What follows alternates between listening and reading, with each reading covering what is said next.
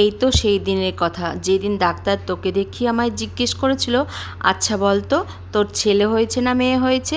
আমি আধো চোখে তোর দিকে তাকিয়ে বলেছিলাম ছেলে হয়েছে। সেই আজ তুই 11 বছর পূর্ণ করলি। দেখতে দেখতে কত বড় হয়ে গেলি, শুধুমাত্র বয়সের ক্ষেত্রে না, একজন মানুষ হিসেবেও খুব বড় মনের মানুষ হতে হবে। ভগবানের কাছে প্রার্থনা করি জীবনে অনেক প্রতিষ্ঠিত হও, একজন সুন্দর মনের মানুষ হও। 30শে মে শনিবার পড়ায় পুরোটাই নিরামিষ রান্নাবান্না করেছি। তো রান্না করেছিলাম ধোয়াটা ভাত, সাথে ছিল লেবু লঙ্কা গন্ধরাজি লেবু ছিল, করেছিলাম আলু ভাজা, পটল ভাজা, নারকেল ভাজা, বরবটি ভাজা, আর করেছিলাম তার পছন্দের ফুলকপি ভাজা।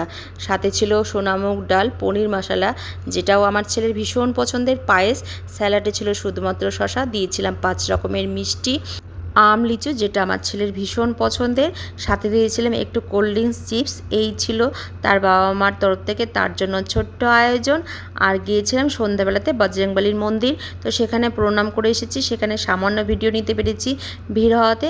আর গিয়েছিলাম শনি মন্দির, তবে শনি মন্দিরের ভিডিও একেবারে করা হয়নি, বাড়িতে এসে কেক কাটিং। তো তোমরা সবাই আমার ছেলেকে আশীর্বাদ করো, ও যেন ভালো মানুষ